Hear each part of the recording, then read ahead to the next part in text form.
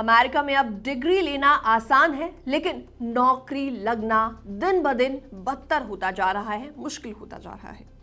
Indian students और workers के लिए अमेरिका से आई एक बड़ी वार्निंग। जी हां, जॉब्स कम हो रही है, बेरोजगारी बढ़ रही है और ओपीटी वाले यंगस्टर्स के लिए रास्ते पहले से काफी ज्यादा टफ होते जा रहे हैं। और वो कैसे, सब कुछ आपको डिटेल में बताने वाले हैं। हेलो एंड वेलकम, मैं हूं आपके साथ प्रेरणा कौशिक और आप देख रहे हैं एनबीटी इंटरनेशनल। अमेरिका में जुलाई 2025 में सिर्फ 73,000 जॉब्स ही ऐड हुई हैं, जो एनालिस्ट की उम्मीद से काफी ज्यादा कम है।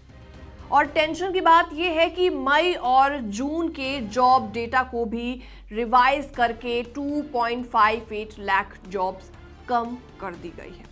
तो इस स्लोडाउन का सीधा असर पड़ा है Indian students and immigrant professionals पर।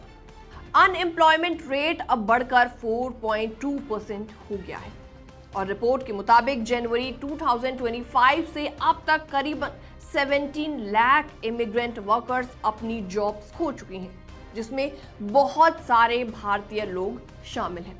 अब सवाल यह है कि क्या अमेरिका में पढ़ाई करना रिस्की हो गया है? क्या अब वहां जॉब्स मिलना और भी ज्यादा टफ है?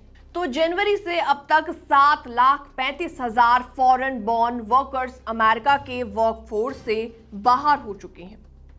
अब इस महीने सिर्फ 50,000 से 70,000 जॉब्स क्रिएट हो रही हैं। यूएस फेडरल गवर्नमेंट ने भी 84,000 से ज्यादा जॉब्स में कटौती कर दी है। इंडियन ग्रेजुएट्स को इसमें सबसे बड़ा झटका लगता नजर आ रहा है। एमबीएज, स्टेम ग्रेजुएट्स और मास्टर्स कर रहे स्टूडेंट्स के लिए स्लो डाउन एक बहुत बड़ा झटका है। Tech, finance and consulting companies ने हायरिंग ऑलमोस्ट स्टॉप कर दी है। ओपीटी से फुल टाइम जॉब्स में कन्वर्ट होने में काफी ज्यादा डिलेज आ रही हैं। जॉब पोस्टिंग्स कम हो रही हैं और कंपटीशन काफी ज्यादा इंक्रीज होता जा रहा है।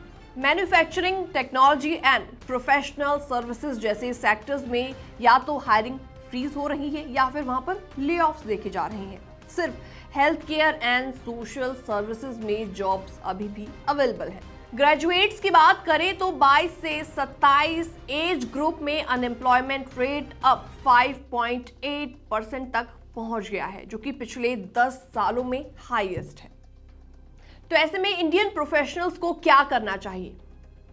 रीथिंक योर टाइमलाइन, यानी अज्यूम मत कीजिए कि ग्रेजुएशन के साथ ही जॉब मिल जाएगी। अब स्ट्रॉन्ग स्टूडेंट्स को भी ओपीटी के बाद टाइम लग सकता है।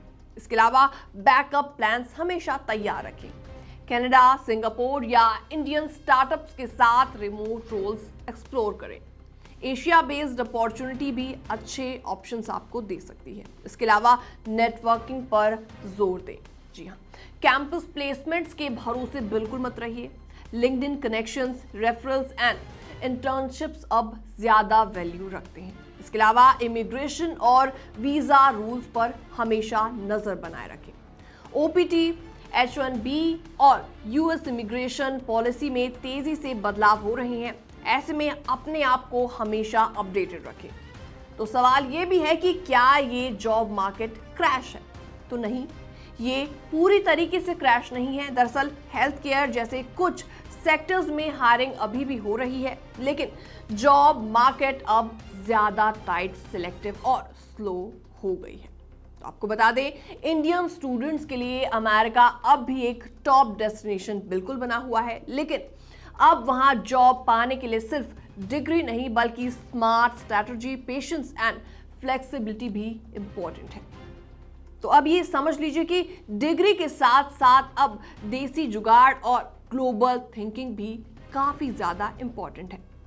जो जल्दी अडेप्ट करेगा वो वही टिकेगा।